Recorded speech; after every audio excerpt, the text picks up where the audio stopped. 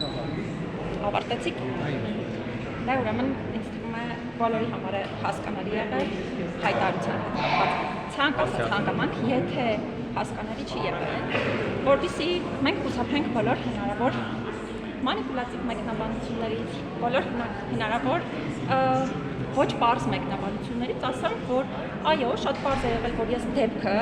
եւ դեպքի հետ կապված ցանկացած հանգամանք դատապարտում եմ, անկախ նրանից դա վերաբերեր վարչապետին կամ վերաբերեր ցանկացած այլ քաղաքական ուժի դատապարտման, հիմա էլ կարող եմ հրապարակային ասել, որ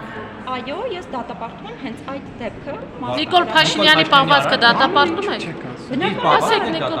Բնականաբար եւ շատ կարեւորում է, որ դրանից հետո վարչապետը ներողությամբ հանդես եկավ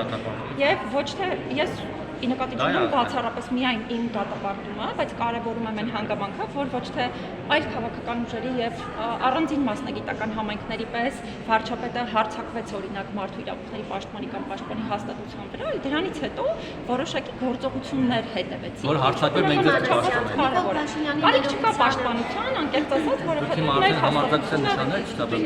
Կներեք, բայց ես համարձակության նշաններ ոչ թե հիմա եմ ցուցաբերում, այլ ես մշտապես եմ համարձակ, բայց գիտեմ, թե ինչ տրամաբանությամբ եւ ինչ մեթոդաբանությամբ եմ աշխատում։